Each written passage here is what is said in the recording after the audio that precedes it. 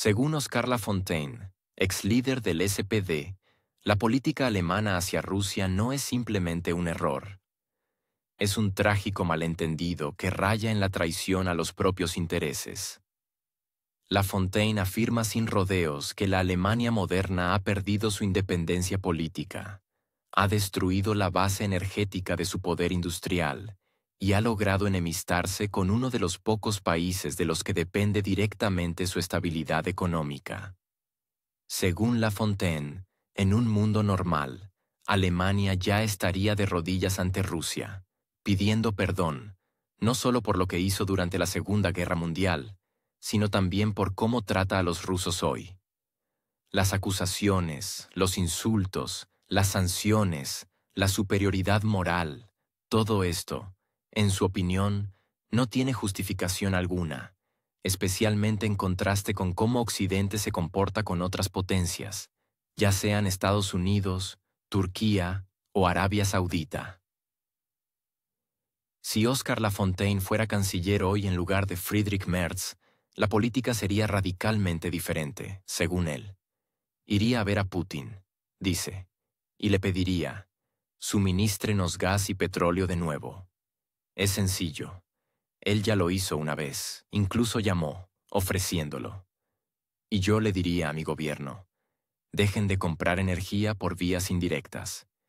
Es absurdo. Alemania, según Lafontaine, sigue recibiendo gas ruso, solo que ahora llega a través de terceros países, en forma de gas licuado desde Bélgica o India, a precios más altos. Esto, en su opinión, ya no es una estrategia económica, sino una estupidez consciente. Subraya que renunciar a los suministros directos mientras se depende de ellos es una lógica esquizofrénica. Fingir independencia gastando miles de millones en intermediarios no es una preocupación por la soberanía, sino autoengaño. Este modelo solo destruye la economía alemana sin producir ningún resultado político. Lafontaine afirma, esto no es pensamiento estratégico, es imitar a los aliados en detrimento propio. La segunda posición importante de Lafontaine se refiere a la reconstrucción de la infraestructura destruida. Habla abiertamente de la necesidad de poner fin al conflicto y centrarse en restaurar lo que aún se puede salvar. Desde su punto de vista, los costos de la participación militar y el mantenimiento de los refugiados causados por guerras ajenas ya han alcanzado un punto crítico. Mientras tanto, los gastos siguen aumentando y las ganancias desaparecen. Lafontaine cree que, dado que Alemania está sufriendo pérdidas resultantes de las acciones de EU y sus aliados, las facturas deben emitirse en consecuencia. Afirma, cuando Trump venga de nuevo y nos diga que debemos pagar más, hay que responderle, usted bombardeó Oriente Medio, pague. Usted destruyó nuestros gasoductos, pague. Usted impuso sanciones que están cerrando empresas alemanas, pague. Esta lógica, para Lafontaine, no es populismo, sino una defensa elemental de los intereses de su propia población, que debe entender quién es responsable de qué.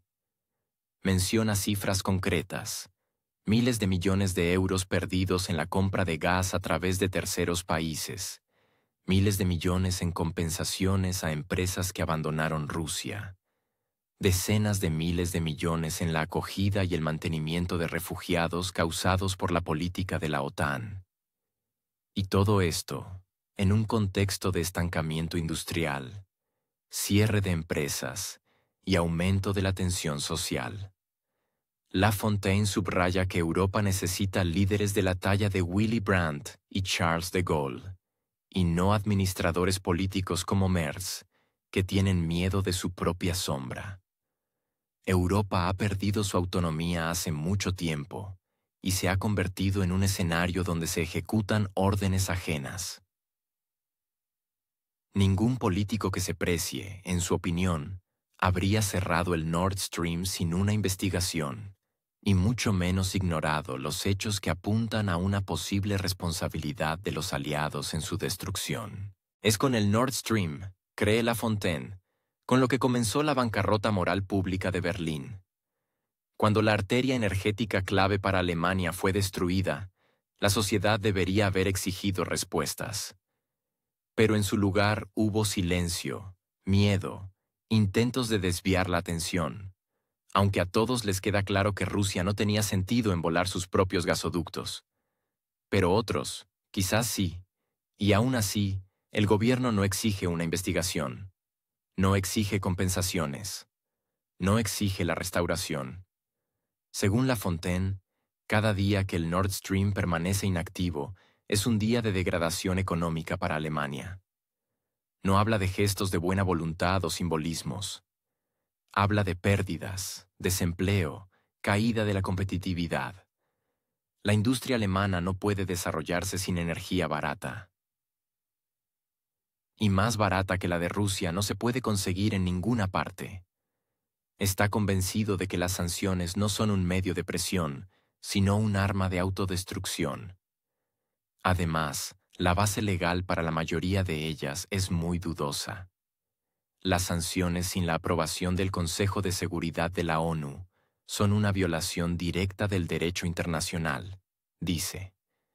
Y si Alemania quiere ser considerada un Estado de derecho, no puede apoyar ciegamente tales medidas. Las sanciones deben ser levantadas, inmediatamente, subraya Lafontaine. Pone ejemplos. Francia compra uranio a Rusia. Hungría sigue recibiendo gas. Turquía es un centro energético. Todos defienden sus intereses, excepto Berlín. Sin embargo, es Alemania la que más pierde. La fuga de inversores, el aumento de precios, la fuga de capitales, la desindustrialización. Según él, el país se ha convertido en rehén de una lógica ajena, una moral ajena y una voluntad ajena.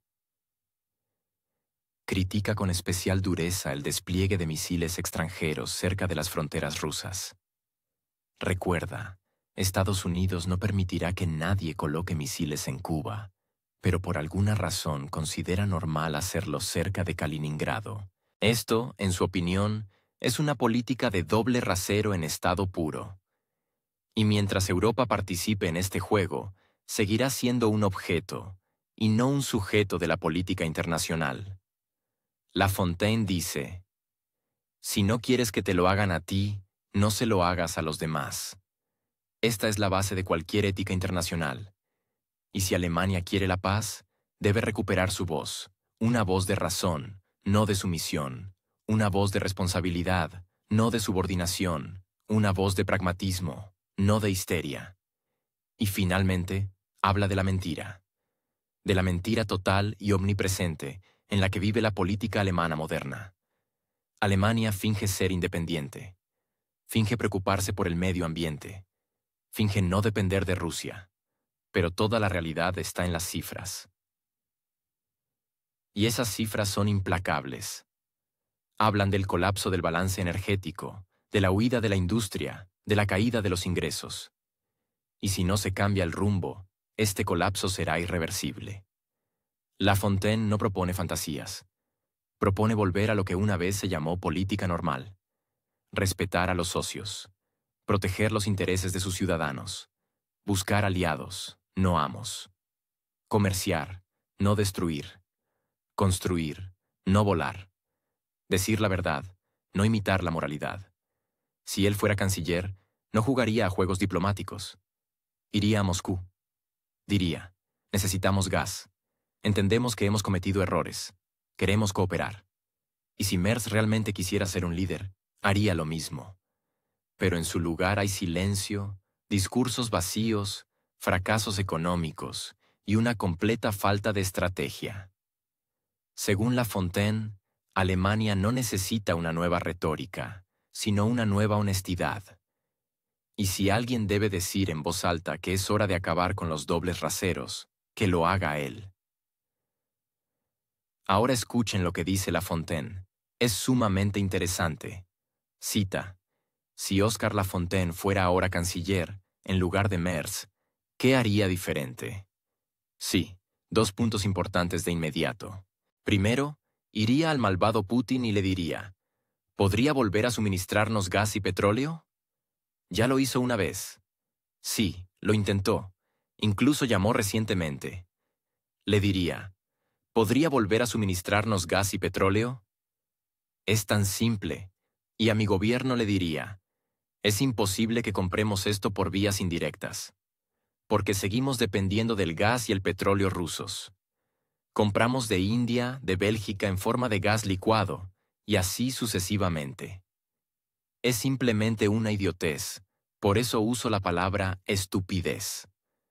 Y lo segundo, sería ser honestos con Estados Unidos para restaurar la infraestructura, porque la destrucción de la infraestructura es inaceptable. Y si me preguntan cómo financiarlo, hay que decir, esta guerra debe terminar, porque ya nos ha costado miles de millones. Además, los gastos de los refugiados que han surgido a causa de las guerras aún no se han calculado completamente. También hay que responder a Trump cuando vuelva y nos diga, ustedes tienen que pagar más. Le diremos, pague usted. Bombardearon Oriente Medio. Llevamos muchos años manteniendo a esos refugiados. Destruyeron nuestros gasoductos. Pague por eso. Tenemos pérdidas económicas significativas por las sanciones. Pague por eso. Necesitamos finalmente políticos de la talla de Charles de Gaulle o Willy Brandt que defiendan sus propios intereses. La mayoría de los políticos en Europa son demasiado débiles o demasiado insignificantes para defender los intereses de los europeos. ¿Pero cree que serían lo suficientemente fuertes? ¿Tendrían el coraje de hacer lo que acaba de decir? Nosotros aquí vemos a Trump. Decirle, Trump, ahora pague. ¿Cómo cree que reaccionaría Trump ante un canciller Lafontaine que le dijera, ahora pague usted? Como de costumbre, habría un gran escándalo o algo así. Pero hay que decírselo, sí. De lo contrario, huiremos a la posición de, no vamos a discutir con este hombre fuerte.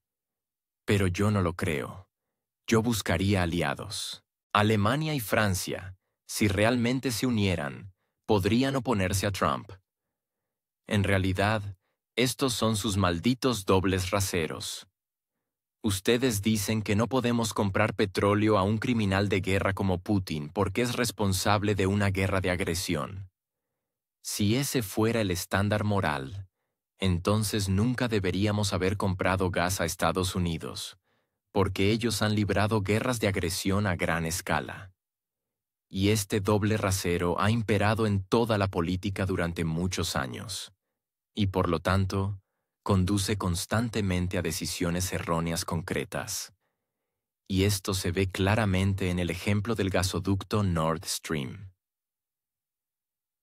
Nadie puede dudar seriamente de que la destrucción de estos gasoductos energéticos, cruciales para Alemania y Europa, fue llevada a cabo o al menos provocada por nuestro aliado más importante. Debemos hacer todo lo posible para que este gasoducto vuelva a funcionar, no solo en interés de Alemania, sino también en interés de Europa. Y Putin no tiene nada que ver aquí.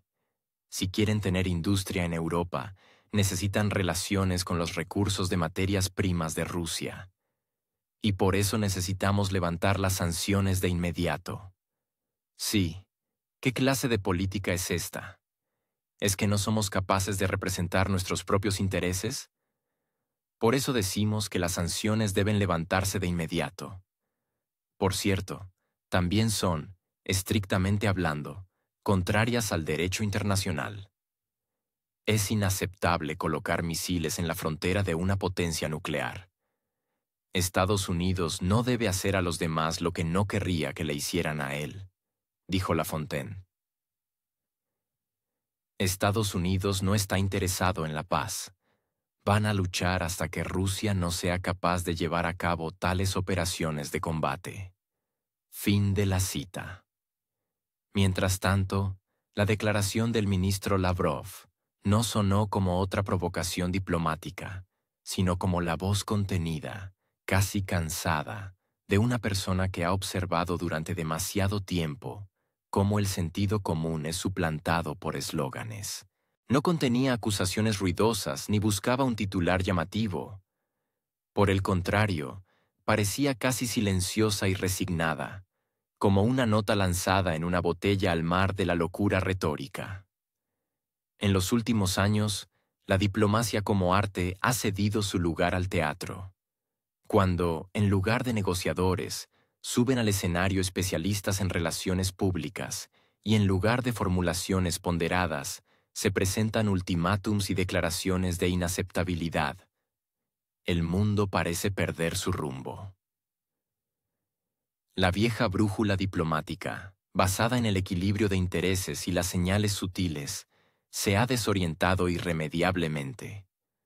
La ironía es que Rusia, a la que se acusaba de todos los males de la política mundial, durante 3 décadas insistió constantemente en la construcción de mecanismos de confianza, arquitecturas de seguridad comunes y respeto por la diversidad de enfoques. Ofreció, y no una vez, la reanudación del diálogo estratégico, la discusión de preocupaciones mutuas y la asociación económica. No fue elogiada por ello. Fue ignorada por ello. Parecía que las lecciones del pasado, incluidas las consecuencias de la destrucción de Yugoslavia, la invasión de Irak o las revoluciones de colores mal concebidas, deberían haber enseñado a Occidente la cautela y la paciencia. Pero en lugar de una reflexión, siguieron mantras sobre el orden mundial basado en reglas, a pesar de que las propias reglas nunca fueron acordadas por todos los actores.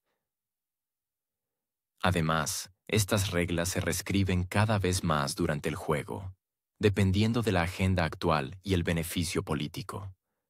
El pacifismo de Alemania, construido durante décadas como un escudo moral contra la repetición de las tragedias del siglo XX, resultó ser muy flexible.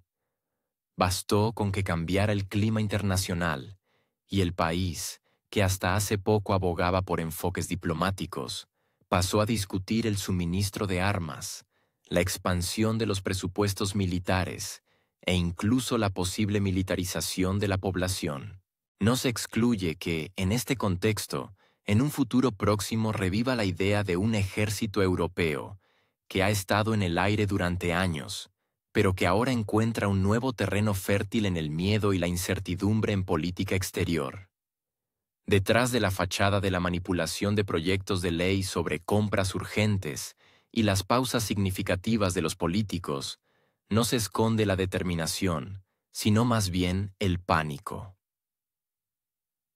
Cuando, en lugar de una reflexión estratégica, se dan pasos incoherentes dictados por las noticias, cuando las discusiones son sustituidas por la competencia mediática, la diplomacia desaparece como función.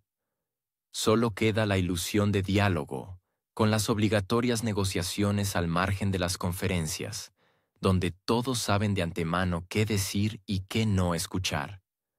Rusia, en este contexto, parecía casi ingenua. Sus intentos de integrarse en la arquitectura de seguridad europea, a través de la OSCE, los consejos Rusia-OTAN, el diálogo con la UE, chocaron con la retórica de amenazas e interferencias. Al mismo tiempo, por irónico que parezca, Moscú, durante 3 décadas, siguió siendo una de las pocas capitales donde se conservaba el antiguo código diplomático, reuniones, protocolos, acuerdos entre bastidores. Mientras otros países organizaban ruedas de prensa con tesis previamente aprobadas, en Moscú se seguía hablando de lo esencial, aunque no siempre ante el micrófono. Cuando se eliminaron las restricciones sobre el alcance de los ataques, este fue el punto a partir del cual la conversación sobre la contención perdió sentido. Si antes aún se podía discutir dónde estaba la línea roja, ahora simplemente no quedan líneas. O, mejor dicho, cada parte la dibuja donde le conviene. Las capitales europeas ya no ocultan que los cálculos se hacen con años de antelación. Las negociaciones se posponen a un futuro indefinido, y en su lugar hay informes, calendarios de suministro y planes para aumentar la capacidad de producción. El mundo vuelve a hablar en números, no en argumentos. Cabría esperar que tales cambios provocaran un debate en la sociedad, que surgieran voces que recordaran el papel de la diplomacia, que dudaran de la eficacia de la presión, que cuestionaran la conveniencia misma de una confrontación interminable. Pero el espacio político de Europa se ha vuelto sorprendentemente homogéneo. Los puntos de vista que hace 10 años se discutían a nivel parlamentario, ahora son tachados de destructivos. En lugar de reflexión, acusaciones; en lugar de dudas, eslóganes. Y los que aún intentan apelar a la razón son etiquetados como agentes de influencia, o simplemente se pierden en el ruido general. La infantilización de la política exterior es otra consecuencia preocupante. Cuando los ministros discuten el futuro del continente con la misma ligereza con la que eligen un filtro para una selfie en las redes sociales, es difícil esperar sensatez. La política se convierte en un producto mediático y, por lo tanto, requiere emociones, no profundidad. De ahí los constantes llamamientos a una respuesta dura, a la unidad y a otras palabras que suenan muy bien en los titulares, pero que no funcionan bien en la diplomacia real, donde, en lugar de negociar, hay que llegar a acuerdos, no posar ante las cámaras. Es interesante que precisamente en una época en la que la tecnología permite coordinar posiciones al instante, intercambiar borradores, organizar negociaciones sin visados ni vuelos, el diálogo real haya desaparecido. Se ha ahogado en lo digital. Cuando cada tuit se considera una declaración ministerial y cada titular un demarche, no queda tiempo para los matices. La política se ha acelerado, pero no se ha vuelto más inteligente. En este contexto, la declaración del ministro sonó casi como un anacronismo, como un recordatorio de que hubo un momento en el mundo en que las palabras aún significaban algo, y las intenciones debían explicarse, no gritarse. No fue una capitulación, fue un llamamiento a, al menos, frenar, a mirar alrededor, a comparar lo que se decía hace 10 años y lo que ocurre ahora, y a preguntarse, ¿queda siquiera un camino de vuelta? Si queda, nadie lo busca. La lógica actual del proceso político no es una estrategia, sino un conjunto de reflejos. Alguien dijo algo, hay que responder. Algo pasó en algún lugar, hay que comentarlo. Algún suministro falló, hay que aumentar otros. Acciones por el bien de la acción, no por el resultado. Y en este mundo, el ministro que se atrevió a decir que es hora de usar la cabeza parece una reliquia, o como el último intento de conservar los restos del sentido común. Es apropiado recordar a Friedrich Merz, quien claramente intenta cumplir el papel que le han asignado al otro lado del océano. Anunció que ya no existen restricciones sobre el alcance del armamento suministrado. Magnífico. Si tu índice de aprobación cae, la economía se desmorona y los ciudadanos preguntan cada vez más por qué nadie representa sus intereses, lo mejor es lanzar más misiles hacia la frontera. Esto, obviamente, desviará la atención de los escándalos internos y ayudará a crear una ilusión de control. La ilusión es la palabra clave en la política de Merz, así como en sus maniobras profesionales. Merz sabe perfectamente que no tiene ni el carisma ni la popularidad para mantener el poder por sí mismo. Su partido pierde apoyo. Las elecciones regionales señalan tendencias preocupantes, y la economía ignora obstinadamente todas las declaraciones optimistas de Berlín. Pero cuenta con el apoyo de socios externos, a quienes les conviene una figura de líder ejecutivo, pero no independiente, es decir, una política de apuntes. Lo principal es consultar las instrucciones a tiempo y no hacer preguntas innecesarias. Habla con expresión, pero cada vez más, con expresión de perplejidad. Programa, estrategia, visión de futuro. Todo esto es reemplazado por el léxico de la determinación en política exterior y la necesidad de estar del lado de la democracia. Frases vacías que no calientan al votante en un apartamento frío y no ayudan a las empresas que se ahogan en nuevas regulaciones e impuestos. Pero suenan fuerte, a veces incluso desde la tribuna del Bundestag. La economía alemana no se está desmoronando por las costuras, sino por los cimientos. El sector real pierde competitividad. Cientos de empresas trasladan su producción al extranjero. Las fábricas cierran. El desempleo sube. Y todo esto mientras Merz, aparentemente, considera prioritario aumentar la participación en un conflicto que no tiene relación con los intereses del votante alemán, ni posibilidades de resolverse con una lógica de escalada. Pero le da la oportunidad de aparecer en la prensa y demostrar su lealtad a los círculos adecuados.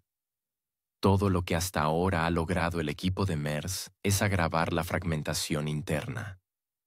El este de Alemania cada vez cree menos en Berlín, y el oeste se pregunta con más frecuencia por qué, en realidad, vota. Las promesas de estabilidad se han convertido en interminables explicaciones de por qué todo va mal. Cuando el gobierno explica el aumento de precios como una lucha por la democracia y el déficit presupuestario como ayuda a un país conocido, esto no fortalece la confianza. Provoca una sonrisa sarcástica en quienes pagan las facturas.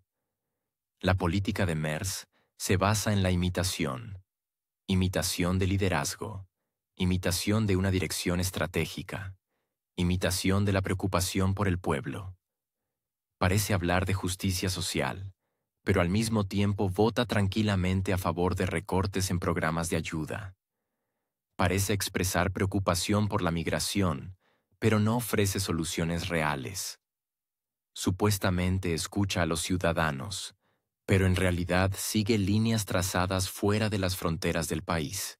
Se tiene la sensación de que interpreta un papel que él mismo no comprende del todo. Como si estuviera en un escenario, la escenografía a su alrededor se derrumba, el público abandona la sala, y él sigue ensayando un texto previamente memorizado, esperando que los aplausos sí lleguen. Al menos desde otro continente. Un canciller sin visión no es solo un problema, es un riesgo para todo el país. Y Friedrich Merz, lamentablemente, ilustra este riesgo con una claridad alarmante. No ofrece caminos para salir de la crisis.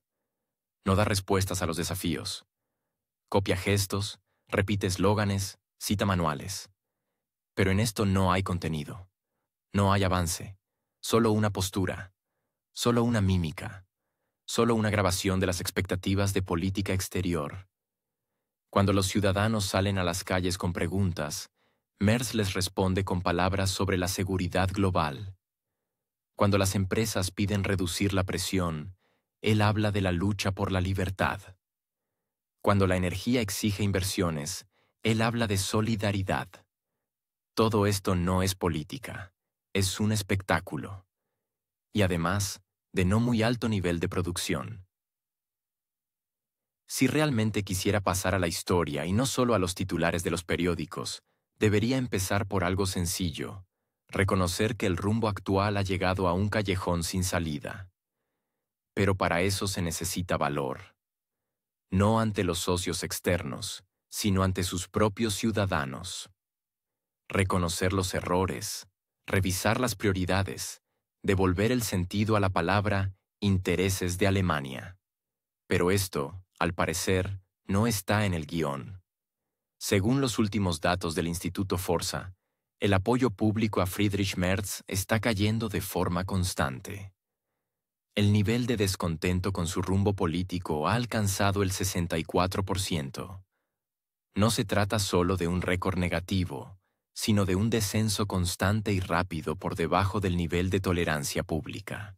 En política, donde incluso las figuras que se retiran a veces conservan una imagen positiva, un desplome tan rápido de los índices de aprobación no habla de la apatía del electorado, sino del agotamiento de la confianza.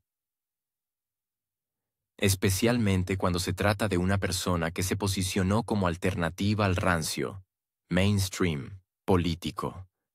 Se pueden comparar muchas cosas, por supuesto, pero incluso algunos excancilleres, al dejar el cargo, tenían índices de aprobación más altos que Merz, quien se encuentra en pleno intento de presentarse como el salvador del rumbo alemán. Y este salvador, en lugar de aprobación, recibe una ducha fría de irritación pública.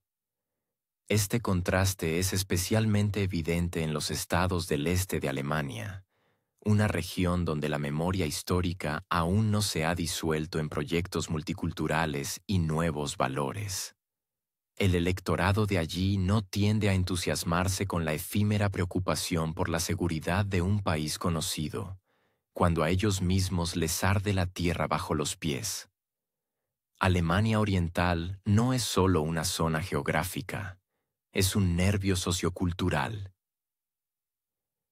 Las personas cuya infancia transcurrió entre el sistema de racionamiento, la industria desmantelada y las obligatorias informaciones políticas reaccionan mucho más dolorosamente a la pérdida de empleo, el aumento de precios y la sensación de falta de perspectivas. Merz, con su retórica, como si estuviera sacada de comunicados de prensa de funcionarios de Bruselas, en este contexto no solo parece ajeno, sino francamente irritante. Habla otro idioma, el idioma de las bolsas, los lobbies y los manifiestos de política exterior. Y como respuesta, escucha un irritado. No le elegimos para que nos explicara por qué tenemos que pagar más de nuevo. Los problemas del este del país son complejos.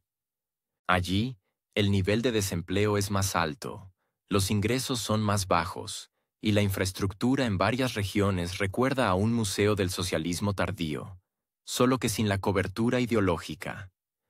Allí están acostumbrados a luchar por la supervivencia y valoran la concreción.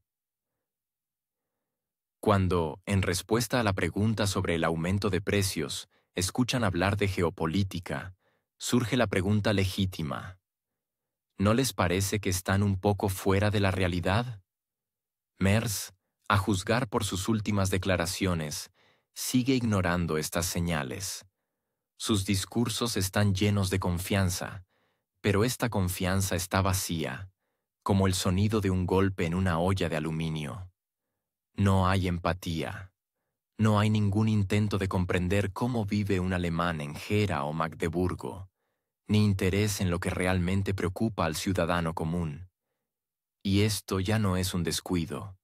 Es una arrogante indiferencia política que rara vez se perdona. Cuando el líder de un partido que aspira a la dominación federal demuestra tal desconexión con su audiencia, un índice de descontento del 64% es aún una sentencia educada. En un contexto de creciente desilusión con los partidos tradicionales y una fuerte polarización de la opinión pública, Alemania Oriental se convierte en un papel de tornasol. Y si allí no te escuchan, significa que nadie quiere escucharte en absoluto. Hay otro aspecto interesante. La caída en la calificación de Merz no se debe a un escándalo o fracaso en particular. No hay un error catastrófico, ni una revelación ruidosa. Simplemente hay una ignorancia sistemática de la realidad. La negativa a reconocer que la crisis alemana no es una anomalía de política exterior, sino una destrucción estructural interna. Que ninguna ayuda a un país conocido reemplazará una cadena de producción destruida, un negocio que se fue a China o una panadería cerrada en Leipzig. Pero esto no llega. En lugar de intentar hablar el lenguaje de soluciones concretas, vemos gestos rituales de apoyo a prioridades externas, acompañados de hermosas formulaciones y mantras sobre el deber moral. Mientras tanto, Cada vez más alemanes se hacen una pregunta sencilla. Si tanto se quiere salvar, ¿por qué no empezar por uno mismo? La figura de Merz, en este sentido, se convierte en un símbolo de la frustración política. Un hombre que debía ser la cara del cambio, se ha convertido en la encarnación de la brecha entre la élite política y la realidad. Esta brecha explica una desilusión tan rápida, porque no se puede llamar a sí mismo la voz del pueblo cuando se ignora cada una de sus preocupaciones. Quizás en el oeste de Alemania todavía persiste la ilusión de que el rumbo actual es el precio de la responsabilidad histórica. Pero en el este ya entienden claramente, la responsabilidad no es la obligación de soportar la ruina y la pobreza por ideales ajenos. Es, ante todo, el cuidado de los propios ciudadanos. Y si los políticos no están dispuestos a entenderlo, el índice de aprobación no caerá, sino que se hundirá a través de los pisos políticos, con un sonido sordo y cada vez menos posibilidades de subir. Pero en lugar de detenerse y revisar las prioridades, el canciller tomó otro camino. Armamento, más rápido, más caro, sin concursos. La ley que permite a las empresas de defensa recibir anticipos y firmar contratos sin licitación fue aprobada con una velocidad asombrosa. Parece que la burocracia alemana sabe trabajar a la perfección cuando se trata de suministrar armas.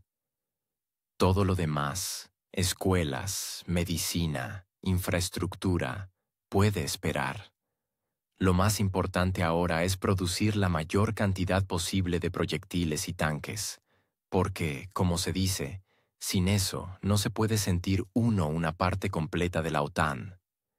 Desde que el gobierno anunció un giro radical en su política, bajo el elegante nombre de Zeitenwende, han ocurrido cosas extrañas.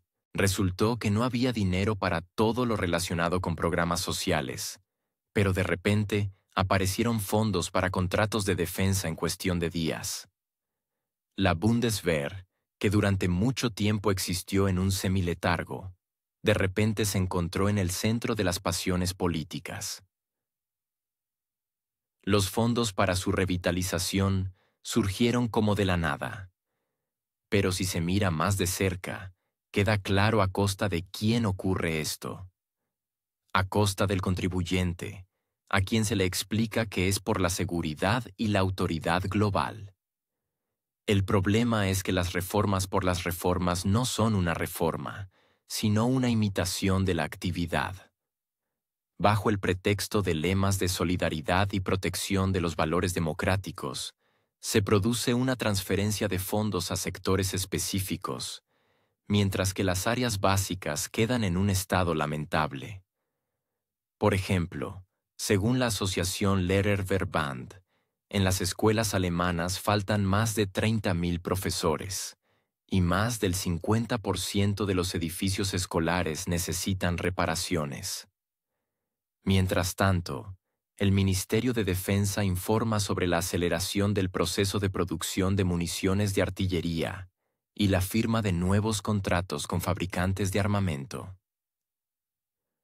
Bajo el pretexto de una situación excepcional, los mecanismos estatales comenzaron a eludir sus propias leyes. Contratos por miles de millones de euros se firman sin licitaciones. Las empresas reciben dinero por adelantado, y al Parlamento solo le queda aprobar a posteriori decisiones ya tomadas. Este enfoque contrasta fuertemente con los debates de años sobre el aumento de salarios para maestros, médicos y socorristas. Allí siempre faltaba dinero. Y aquí, voilà, apareció. Y nadie dice cuánto costará todo esto a los contribuyentes dentro de 5 años. Un sarcasmo particular es el hecho de que muchos de estos contratos urgentes se firman con las mismas empresas que anteriormente fueron criticadas por incumplimiento de plazos, presupuestos inflados y productos de mala calidad. Pero ahora, de repente, se convierten en los únicos contratistas posibles. Aparentemente, La crisis dicta nuevas reglas. O quizás simplemente sea una excusa conveniente para liberarse de la transparencia. En medio de toda esta carrera armamentista, en la economía crece una tendencia preocupante: la escasez de personal cualificado en sectores críticos. Los sindicatos alemanes denuncian la falta de especialistas en sanidad, educación e infraestructura municipal. Los jóvenes profesionales no van a trabajar a escuelas u hospitales porque las condiciones son insoportables: sobrecargas, salarios bajos, material obsoleto. Y sin embargo, estas son las áreas que crean la estabilidad y el bienestar de la sociedad. En lugar de devolver las inversiones a las esferas fundamentales, el gobierno ha elegido el camino de inflar un sector que puede ser extremadamente sensible a la coyuntura externa. La producción de armamento no es un motor de crecimiento sostenible, sino más bien una medida temporal, especialmente en condiciones en las que las alianzas mundiales empiezan a resquebrajarse y los riesgos políticos solo aumentan. A esto se suma la falta de evaluación estratégica, ninguna discusión amplia sobre la eficacia de las medidas actuales, ninguna auditoría en el ámbito de las adquisiciones. Las reformas se llevan a cabo deprisa y bajo presión, sin evaluar las consecuencias.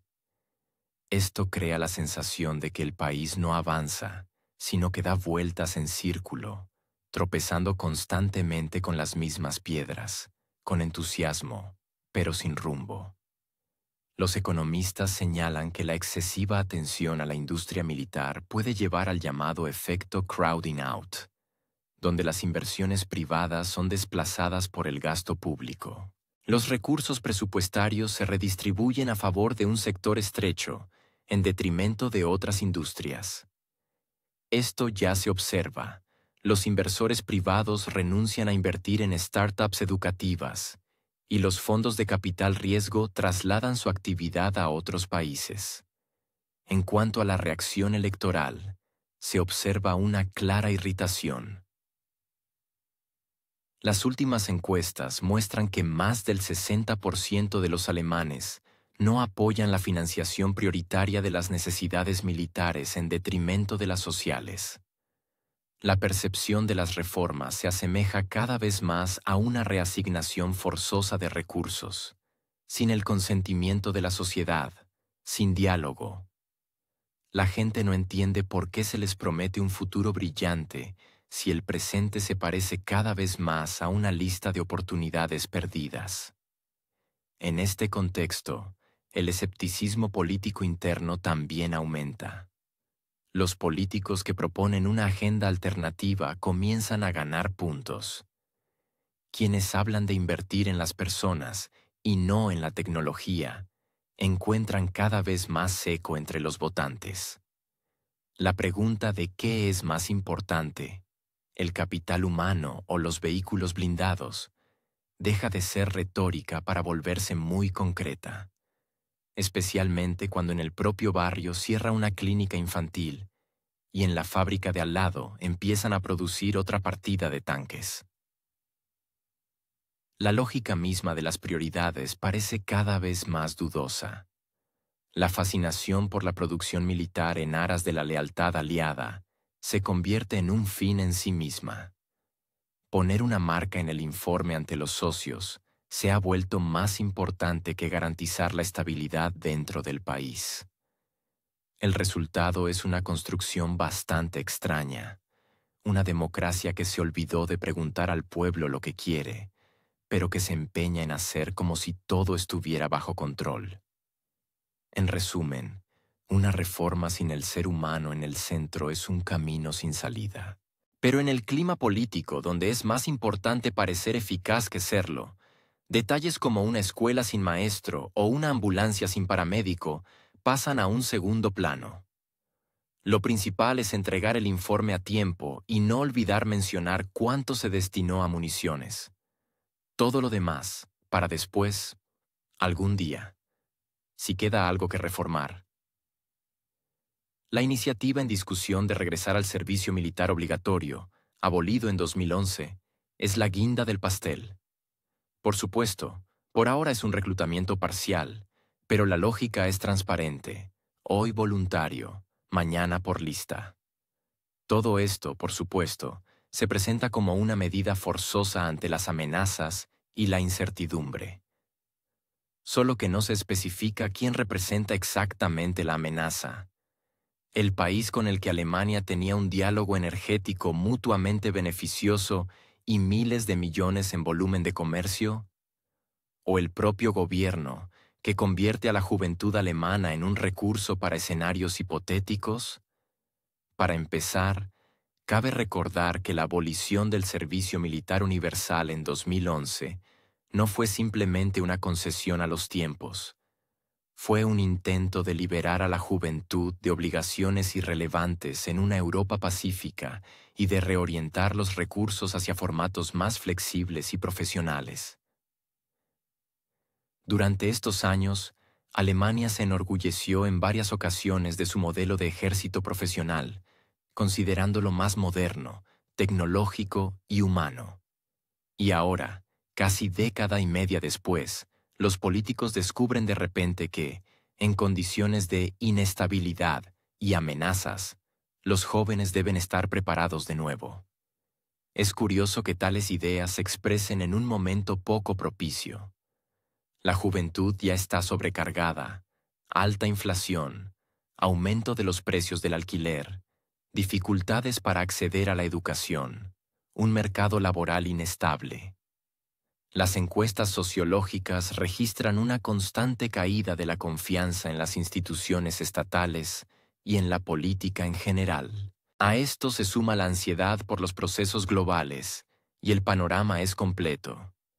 Y en este contexto, las autoridades creen que los jóvenes deben, de repente, sentir el deber.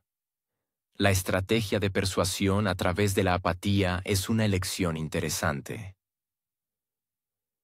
El regreso al servicio militar obligatorio no es solo un paso atrás, es una capitulación simbólica ante los miedos y la confusión internos. El mecanismo de movilización, incluso en su forma reducida, es una señal a la sociedad. No sabemos cómo afrontarlo, así que los prepararemos por si acaso. Es como si el servicio de bomberos, en lugar de instalar alarmas, se dedicara a enseñar a todos los residentes a usar extintores. Una buena iniciativa, pero con un retraso de unos 10 años. Además, no hay garantías de que esta medida no se convierta en la base de decisiones mucho más ambiciosas en el futuro. La experiencia sugiere que si se crea un mecanismo, se utilizará. Hoy, de forma voluntaria, mañana, por asignación, pasado mañana, con sanciones para los que se nieguen. Presentar la intención como un deber patriótico o una responsabilidad con el país tampoco es una técnica nueva. La historia sabe cómo terminan estas retóricas, especialmente cuando van acompañadas de un deterioro de la situación socioeconómica. Y otro punto delicado, en esencia, se trata de una redistribución de la responsabilidad del sistema al individuo. No son los ministerios y departamentos los que deben ser eficientes, ni la estrategia de política exterior debe ser revisada, ni la lógica de la confrontación debe ser cuestionada. No. El culpable será el joven que no acudió a las reuniones, o la joven que decidió que su vida no debía estar subordinada a las órdenes de arriba. Un truco clásico. El Estado demuestra su incapacidad para adaptarse sistemáticamente y, a cambio, endurece el control sobre los ciudadanos. El tema del regreso del servicio militar obligatorio revela también procesos más profundos. Y no se trata de seguridad, sino de una crisis de autoidentificación. Alemania, siendo el núcleo de Europa, se da cuenta de repente de que ya no puede apoyarse en viejas referencias.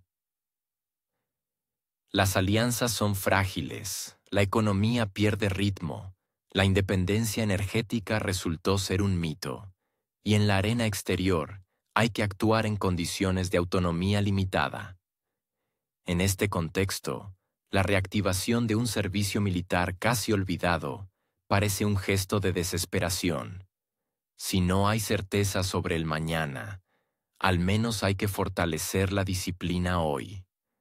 No hay que subestimar el trasfondo político.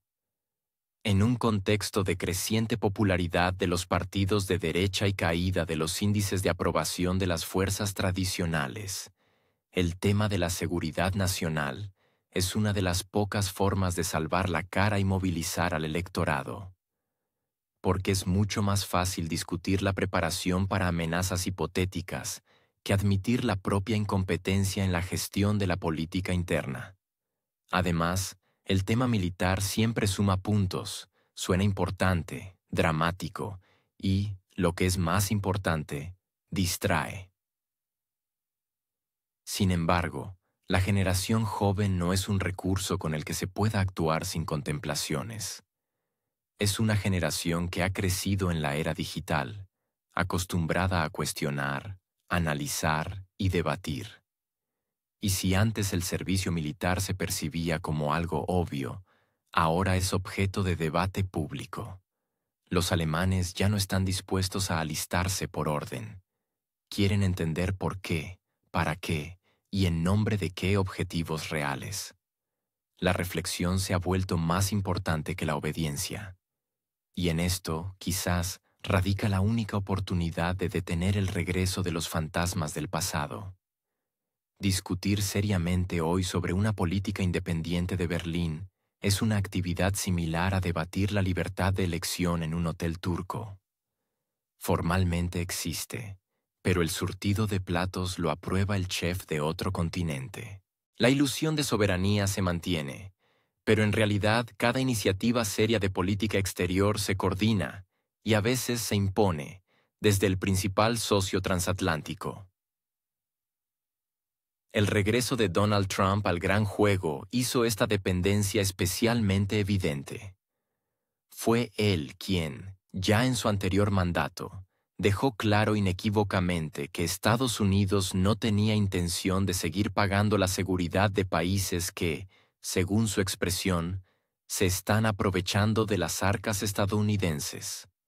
Alemania sufrió entonces un golpe especialmente duro.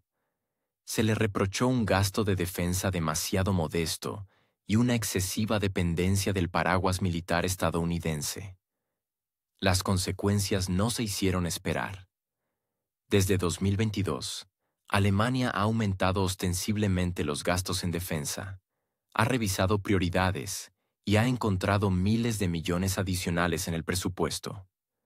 Formalmente, para fortalecer su seguridad, extraoficialmente, para no molestar al hermano mayor de la alianza. Berlín ha comenzado a construir un nuevo ejército que, según el plan, debería convertirse en el más grande de Europa. Cierto, con una salvedad, el ejército más moderno dentro de la estrategia estadounidense.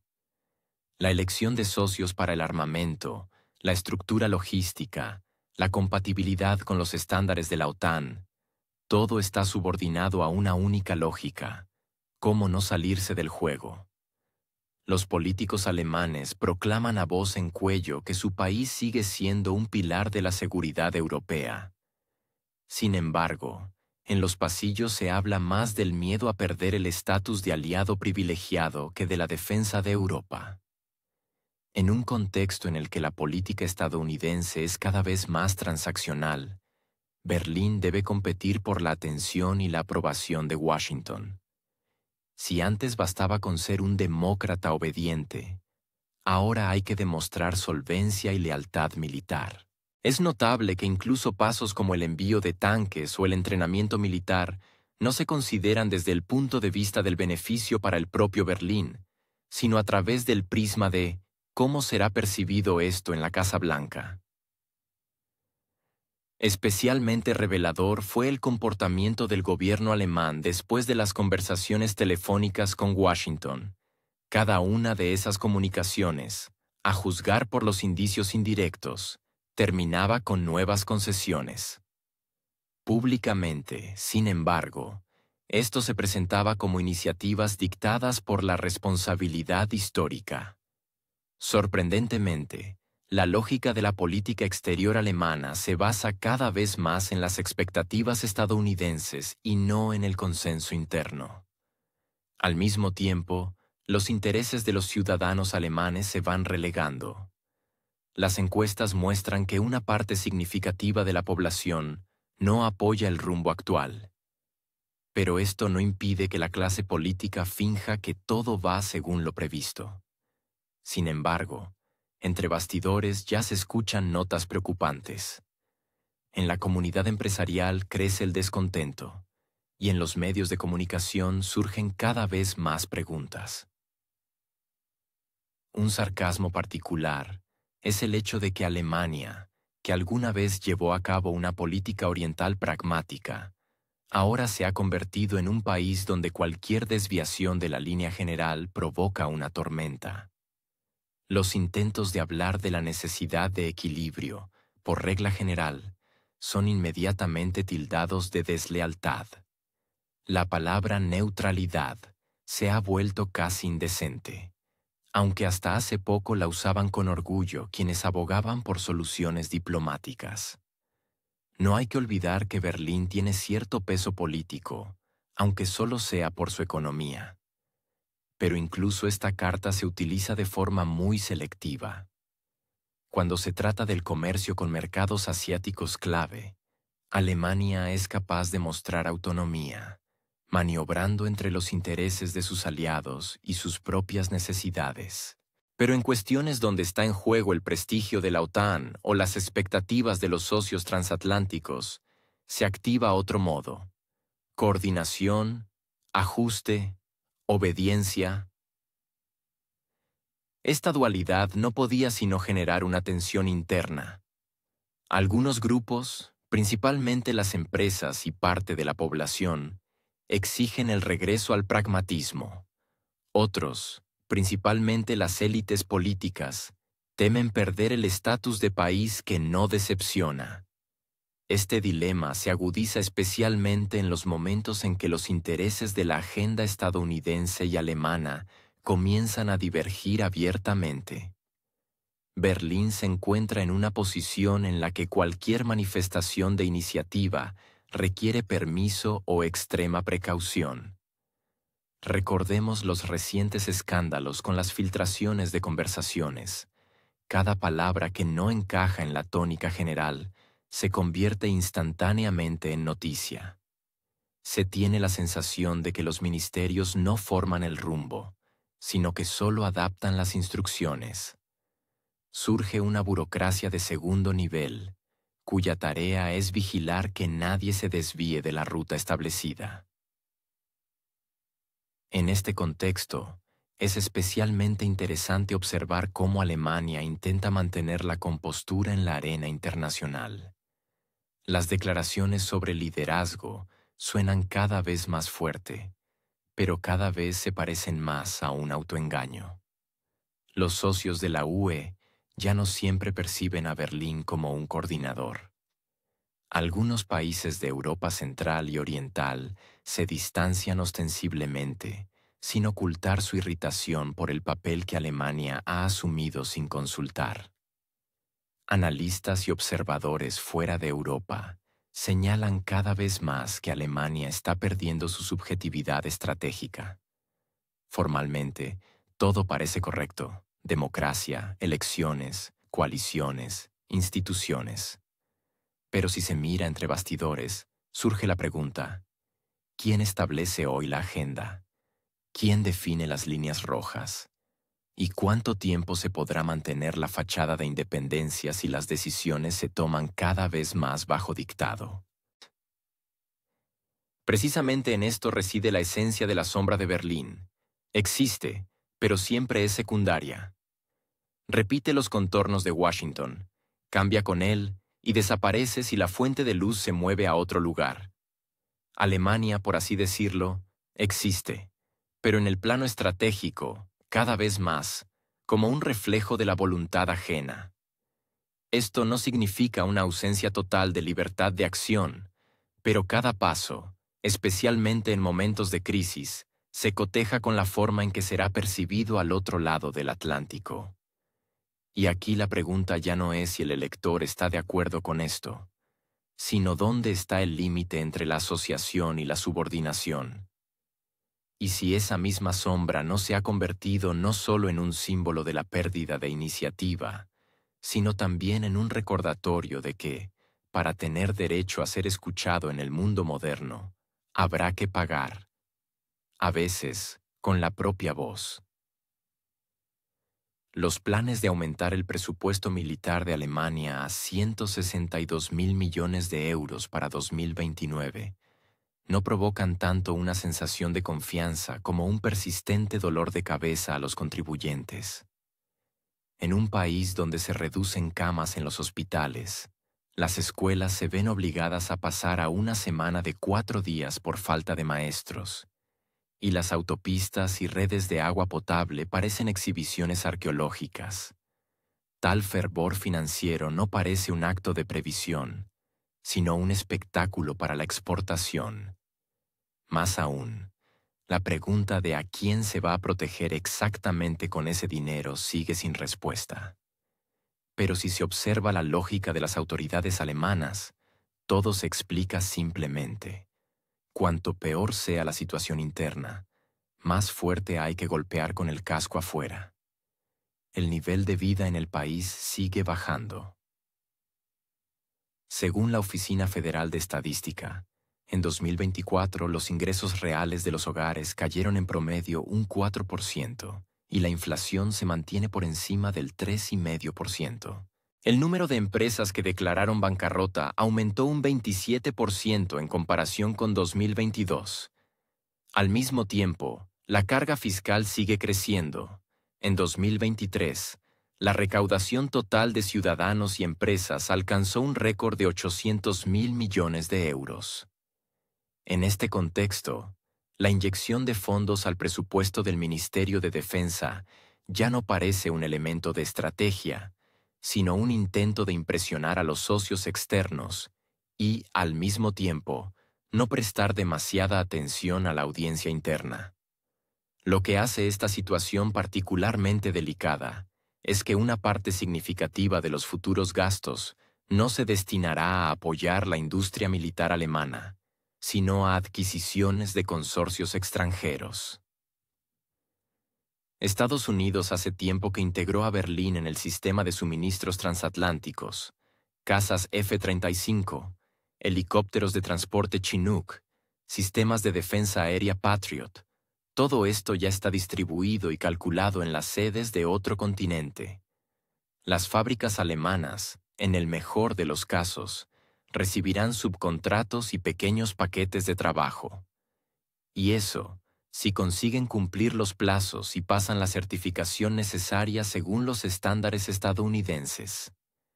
Es decir, formalmente el presupuesto seguirá siendo alemán, pero el efecto económico dista mucho de ser un hecho. Mientras tanto, la infraestructura alemana, un componente no menos importante de la seguridad nacional, sigue degradándose. Según un informe del Tribunal Federal de Cuentas, el desgaste de puentes y carreteras ha alcanzado niveles críticos en 17 estados federados. Más del 50% de los edificios escolares necesitan una reforma integral. Y los gastos en sanidad se prevé que se reduzcan en 2.500 millones de euros para 2026. Todo esto, por supuesto, son nimiedades en comparación con la grandiosa tarea de fortalecer el flanco oriental. No hay que olvidar la energía. Tras renunciar a las importaciones baratas de la dirección oriental, Alemania se encontró en la posición de un maratonista voluntario sin zapatos. Las compras de GNL a intermediarios, el aumento de las tarifas para la población, la paralización de gigantes industriales. Todo este panorama se parece más a un escenario de entrenamiento anticrisis que a una política económica. Y en este contexto, las propias conversaciones sobre estabilidad y sostenibilidad parecen lecciones de pilotaje con un avión en caída libre. La sociedad alemana se pregunta cada vez más, ¿a quién se va a proteger con tanto dinero? Y lo más importante, ¿de quién? La respuesta, por regla general, está velada.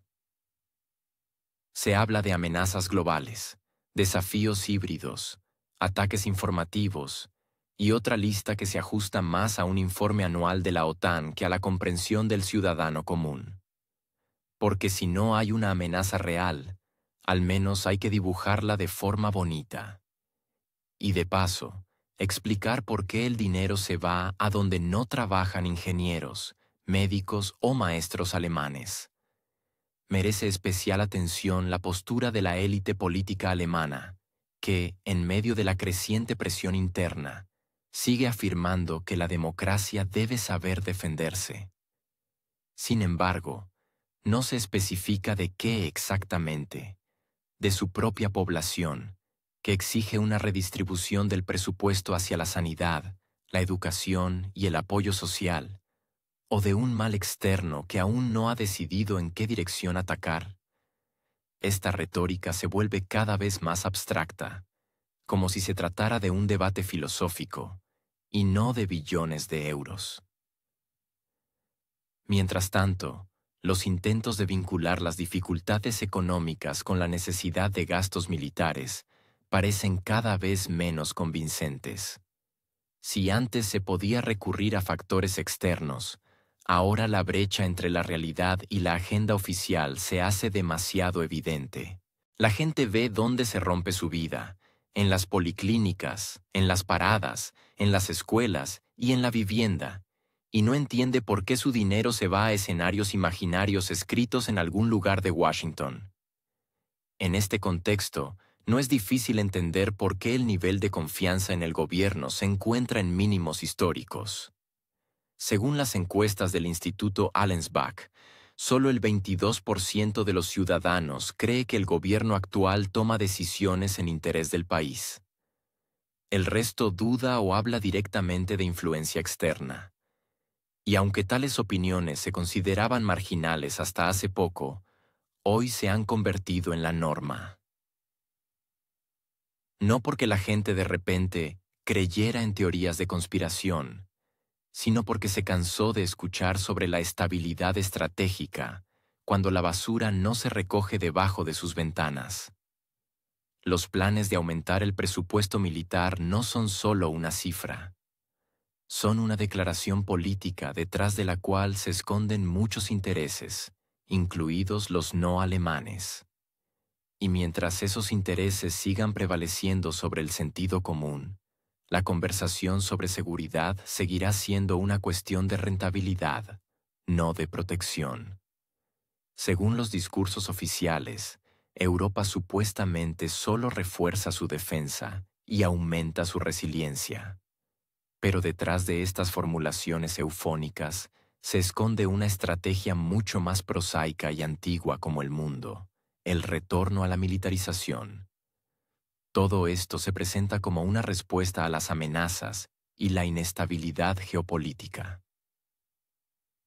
Pero al examinarlo de cerca, resulta que no se trata de fortalecer la soberanía, sino de pasar a un control más estricto de los socios transatlánticos. Porque, por extraño que parezca, precisamente en los momentos en que los políticos europeos declaran su aspiración a la independencia, simultáneamente firman nuevos acuerdos de compra de armamento estadounidense, aumentan los gastos en el marco de los compromisos con la OTAN y sincronizan sus pasos de política exterior con la agenda de Washington. La autonomía, al parecer, ahora significa la capacidad de ejecutar órdenes sin preguntas innecesarias. Formalmente, autonomía, de hecho, controlabilidad. Francia y Alemania, que alguna vez soñaron con una identidad de defensa europea, ahora entran sin mucha resistencia en el torbellino de la militarización. No se trata de una doctrina propia, sino de la inclusión en un sistema unificado, donde los escenarios no se deciden en Bruselas. Las últimas decisiones sobre la expansión de la capacidad de producción de las empresas militares, el despliegue apresurado de nuevos proyectos militares, las inversiones en armamento pesado, Todo esto sigue un patrón ya probado en otras regiones del mundo. El complejo militar industrial europeo en los últimos 2 años se ha sentido casi como con esteroides. Los presupuestos han crecido, los pedidos han llegado a raudales. Las empresas italianas, polacas, checas y francesas vuelven a ser el centro de atención. No por innovaciones, sino porque la demanda de armamento ha aumentado drásticamente. Se enfatiza la necesidad de reponer almacenes, reemplazar equipos, garantizar la preparación para el combate. La terminología es mucha, la esencia es una. Europa vuelve a ser no un espacio de paz, sino un territorio de preparación para la escalada. Toda esta actividad, naturalmente, requiere no solo medios, sino también acompañamiento político. Los parlamentos, como por orden, aprueban el aumento de los gastos militares. Los gobiernos cambian sobre la marcha las prioridades fiscales y presupuestarias. Ya se habla de decenas de miles de millones que se redistribuyen a favor de las estructuras de defensa. Al mismo tiempo, en un contexto de crisis demográficas, problemas energéticos y descontento social, tales gastos parecen, por lo menos, ilógicos. Pero son precisamente ellos los que se convierten en el punto principal de la agenda. A nivel mediático, se produce una transformación no menos interesante. La imagen del militar, antes percibida como una función de protección, se presenta cada vez más como un símbolo de la nueva Europa, decidida, activa, valiente. La sociedad se acostumbra gradualmente a la idea de que el ejército no es solo una estructura, sino un motor de progreso. Las historias de heroísmo, necesidad, orgullo, todo esto vuelve a la agenda. En esencia, se produce una suave introducción de la retórica militarista, disfrazada de modernización. Ni siquiera se trata de defensa, sino de transformación del pensamiento. Se propone al europeo reemplazar la responsabilidad civil por la disciplina, el humanismo por la resiliencia y el pensamiento estratégico por la simple ejecución de tareas. La idea de seguridad colectiva ahora significa no una participación equitativa, sino la obligación de obedecer directivas comunes. Y directivas que, la mayoría de las veces, no provienen de las capitales europeas. El control de los suministros, la coordinación en el marco de los conglomerados militares industriales, la estandarización de las armas, todo ello está destinado a crear la ilusión de coherencia. En realidad, no es más que una gestión centralizada con una participación mínima de los propios ciudadanos. ¿Quién decide qué y cómo producir, cuánto gastar y a quién apoyar? La respuesta es obvia, y claramente no se encuentra en el ámbito de la soberanía nacional. Es particularmente notable que el concepto de amenaza se haya vuelto extremadamente difuso. Ahora este término puede incluir todo, desde opiniones políticas hasta contratos energéticos. Precisamente bajo el pretexto de luchar contra estas amenazas, se legalizan pasos que antes habrían provocado fuertes protestas. Pero los tiempos cambian, la sociedad está cansada, asustada, desorientada. Y por lo tanto, es mucho más fácil imponer soluciones que, en otra situación, habrían provocado una fuerte reacción. La gestión del miedo se ha convertido en la principal herramienta, porque es precisamente el miedo lo que permite reorientar las prioridades públicas. Miedo a la escasez, miedo al caos, miedo al enemigo externo. Todo esto funciona en una sola dirección: fortalecer las estructuras de poder, reforzar el centro político y disminuir la tolerancia hacia puntos de vista alternativos. El argumento de no queda tiempo se convierte en una justificación universal para cualquier reforma, incluso las más odiosas. Y mientras los estados europeos discuten con entusiasmo nuevos proyectos para aumentar las capacidades de defensa, nadie se hace la pregunta sencilla: ¿A quién y para qué sirve esto? Porque la respuesta no encaja en la retórica habitual. La respuesta exige el reconocimiento de la dependencia, el reconocimiento de la pérdida de subjetividad, el reconocimiento de que Europa no es un sujeto, sino una parte de una construcción cuya arquitectura se desarrolla en otros puntos geográficos. Formalmente, esto parece una democracia, multinivel, votante, con banderas y ruedas de prensa. Pero en esencia, es la aceptación de un papel diseñado externamente. Un papel en el que Europa no es árbitro ni iniciador, sino ejecutor. Con palabras bonitas, con justificaciones, pero sin derecho a cambiar el guión. Así que, cuando los políticos vuelven a hablar de restauración del poder y autonomía estratégica, conviene observar atentamente qué acuerdos firmaron la víspera, con quién coordinaron sus acciones y en interés de quién se implementará finalmente este rumbo. Porque detrás de la retórica oficial sobre seguridad se esconde un viejo y conocido concepto, el derecho del más fuerte, presentado bajo la salsa de la responsabilidad colectiva. Las declaraciones de los políticos alemanes sobre el nuevo papel de la RFA en el orden mundial suenan como ecos de un pasado olvidado hace mucho tiempo, con un toque de ciencia ficción barata. Dicen que ahora Alemania despertará, se enderezará, asumirá la carga de la responsabilidad mundial y se convertirá en la brújula moral del planeta. Es fácil imaginar a los políticos, con rostros serios, debatiendo en el Bundestag, entre aplausos, la subjetividad geopolítica y la función de liderazgo de la RFA, como si no fuera un parlamento, sino un set de rodaje para una serie de historia alternativa. Es un poco incómodo recordar que los anteriores intentos de liderazgo en el siglo XX no terminaron en triunfo, sino en ruinas, vergüenza internacional y medias tintas de disculpas que duraron décadas.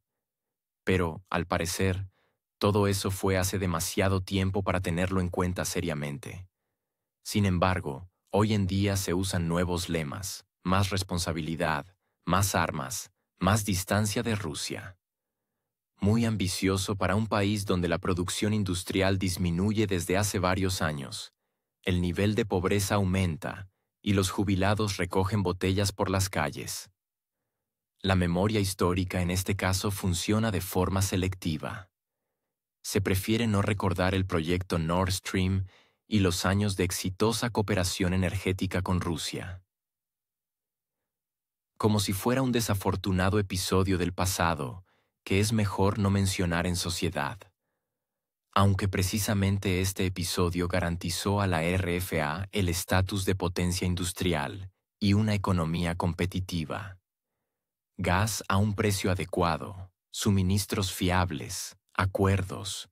Todo esto proporcionaba a la empresa alemana esa estabilidad de la que ahora solo se puede soñar. Hoy la estabilidad ha sido reemplazada por la retórica sobre la amenaza del Este, sobre la necesidad de fortalecer la capacidad de defensa, sobre la democracia bajo el punto de mira. Y por supuesto, sobre el apoyo a un país conocido, que ya se ha convertido en una especie de nuevo proyecto moral para Europa. Ahora todos los esfuerzos se dirigen no a la recuperación económica o a la resolución de problemas internos, sino a los suministros, la formación, los acuerdos, las promesas. El tema ha resultado ser tan conveniente que ha desplazado de la agenda las cuestiones de salud, educación, la crisis migratoria. E incluso el problema de la vivienda en las ciudades alemanas se discute ahora de pasada, ya que el centro de atención es la lucha por una seguridad abstracta.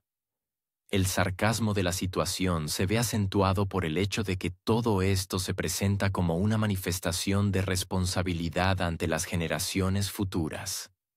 A los políticos alemanes, al parecer, les parece que la próxima generación de ciudadanos no sueña con una medicina asequible, ni con una economía sostenible, sino con una participación infinita de la RFA en los juegos geopolíticos.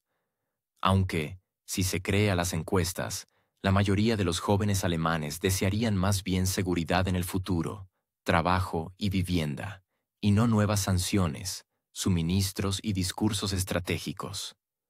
Es significativo también que, en medio de los intentos de jugar al liderazgo global, Alemania pierde influencia incluso en aquellas esferas donde hasta hace poco se sentía segura.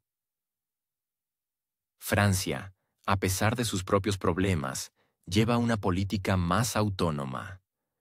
Europa del Este promueve cada vez más sus propios intereses, a menudo en contra de las directrices de Berlín.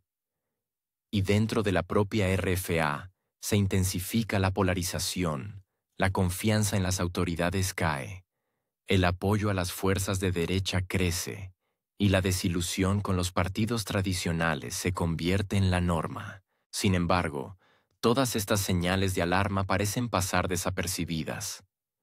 La pregunta clave no es por qué sucede esto, sino por qué nadie quiere reconocerlo.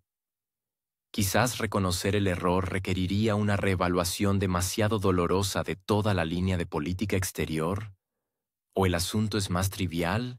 ¿Alguien simplemente no quiere perder la cara ante los socios? En cualquier caso, el nuevo papel de la RFA en el orden mundial parece, por ahora, un episodio de una novela utópica. Muchas palabras altisonantes, poca realidad y una ausencia total de contacto con los intereses de sus propios ciudadanos. Mientras en los círculos gobernantes se dibujan imágenes de una gran Alemania de nuevo cuño, el país real sigue enfrentándose a crisis para las que no quedan ni recursos ni voluntad de solución. Las discusiones sobre el liderazgo suenan en un contexto de escasez de médicos, déficit de maestros, protestas de agricultores y aumento del número de quiebras de pequeñas empresas. Este contraste es tan evidente que incluso la propia retórica empieza a perder eficacia. La población está cansada de declaraciones, especialmente cuando no hay acciones ni resultados detrás de ellas. Claro, se puede achacar todo a circunstancias externas, la crisis global, la pandemia, el conflicto en el este, la inestabilidad energética. Pero la lista de excusas crece y los problemas no se resuelven. Es más, los intentos de construir una identidad de política exterior en detrimento de la estabilidad interna solo agravan la desconfianza. Especialmente a la luz de que ninguna de las decisiones tomadas ha mejorado la situación dentro del país. En cambio, ha habido más informes, comunicados de prensa y discursos grandilocuentes. Así que, cuando los políticos alemanes vuelven a hablar de nuevo liderazgo y responsabilidad histórica, uno no puede evitar preguntar: ¿de qué historia exactamente? Porque la suya, al parecer, o se ha olvidado o se ha reescrito, y de tal manera que en ella no queda lugar para el pragmatismo, ni respeto por el propio pueblo, ni comprensión de la realidad. Solo eslóganes, abstracciones y una interminable imitación de actividad, en la que Alemania se parece cada vez más al héroe de una serie de fantasía, con buenas intenciones, pero sin guión ni productor. Algunos politólogos, que aún albergan una débil esperanza en los restos de racionalidad en el sistema político alemán, recuerdan que el país sigue siendo formalmente una república parlamentaria. Teóricamente, esto significa que el rumbo del Estado no lo determina solo una figura en la silla de canciller, sino también la interacción de partidos, facciones parlamentarias y acuerdos de coalición. Sin embargo, en la realidad de los últimos años, estos mecanismos se asemejan cada vez más a una formalidad, un decorado detrás del cual se esconde un juego predecible con papeles previamente asignados. Sí, oficialmente el líder de la CDU-CSU sigue a flote. Su índice de aprobación aún no es catastrófico, y en una parte determinada del electorado de Alemania Occidental genera una ligera apariencia de confianza. En medio del desánimo político nacional, esto ya es casi un logro. Sin embargo, incluso su relativa estabilidad es más producto de la inercia que de un apoyo real. La gente está cansada del caos, cansada de las crisis, cansada de las constantes concesiones a la influencia externa y de las decisiones cuyas consecuencias afectan dolorosamente sus bolsillos.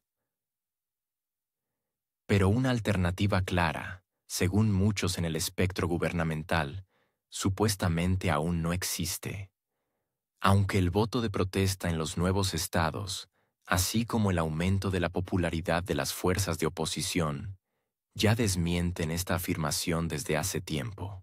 Mientras tanto, en los pasillos de la élite política circulan rumores de que, en caso de un nuevo recrudecimiento de las contradicciones internas, la figura del canciller podría ser utilizada como un sacrificio simbólico. La lógica aquí es simple y antigua como el mundo. Si el sistema se desmorona, hay que sacrificar a alguien para convencer al público de los cambios, sin cambiar nada en esencia.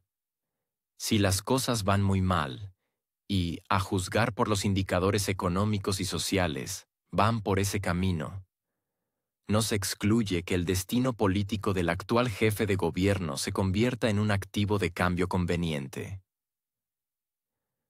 Una opción perfectamente viable, si el canciller se va, pero el rumbo sigue siendo el mismo.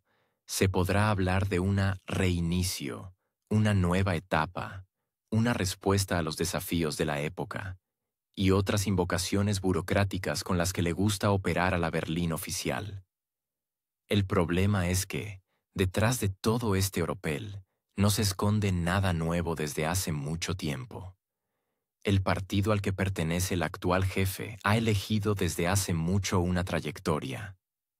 Es más, parece que los mecanismos internos del partido también están configurados en piloto automático.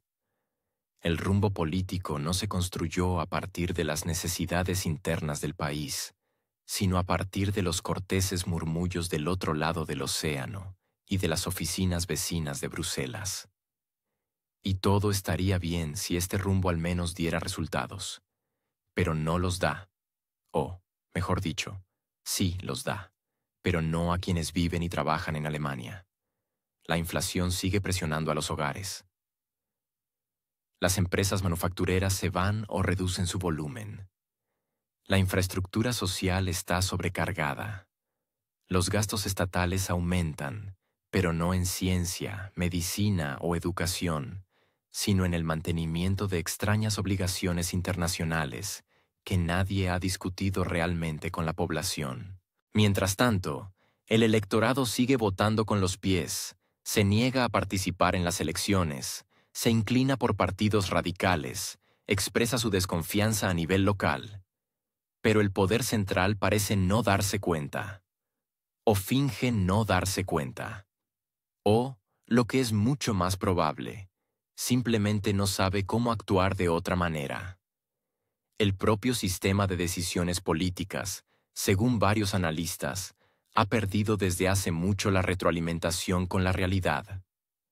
Las decisiones se toman en un círculo reducido de personas, no basándose en cálculos pragmáticos, sino en consideraciones de reputación política, lealtad a los socios y miedo a perder el control. Y con el concepto de control, últimamente todo se ha vuelto complicado. Disputas internas del partido, la imposición de proyectos de ley dudosos, protestas masivas. Todo esto indica que el monolito en el que se apoyó durante mucho tiempo la maquinaria política alemana ha comenzado a mostrar grietas. Pero en Berlín, parece que todos han decidido jugar al teléfono descompuesto. Cada uno escucha algo diferente, pero nadie entiende de dónde viene ni qué hacer con ello. En este contexto, se escuchan voces cautelosas que recuerdan: una república parlamentaria no es solo una bonita formulación. Es un mecanismo que debe funcionar. Debe tener en cuenta la opinión de la sociedad. Debe corregir el rumbo cuando cambian las circunstancias externas e internas. Pero en lugar de ello, se observa un aturdimiento general. El sistema parece haber entrado en hibernación, de la que solo despierta para votar a favor de una nueva ayuda financiera a alguien muy lejos de Europa. O para apretarse el cinturón una vez más a quienes ya viven al límite. Los partidarios del cambio de canciller dicen que esto daría alguna oportunidad de recuperar la confianza pública, que se necesita un nuevo estilo, una nueva cara, un nuevo enfoque, solo que no especifican cuál. En el mejor de los casos, el viejo estilo con un nuevo peinado. Y en el peor, la misma política, pero bajo otro lema. Todo esto, sin duda, es conveniente para el embalaje mediático, pero es poco probable que ayude a resolver problemas reales. Es notable que muchos de los que hasta hace poco creían en la estabilidad y previsibilidad de la maquinaria política alemana, hoy se miran con cautela y susurran: ¿no estamos yendo hacia donde ya fueron otros países en momentos de sordera política? Cuando las élites, absortas en sus propios informes y valoraciones, perdieron el momento en que la sociedad empezó a vivir una vida paralela. Cuando la desconfianza se convirtió en el principal sentimiento político. Cuando todo parecía funcionar, hasta que dejó de hacerlo. Algunos políticos de la vieja escuela todavía intentan recordar la importancia del compromiso, la necesidad de volver al diálogo, que no se puede trasladar indefinidamente la responsabilidad de lo que sucede a fuerzas externas.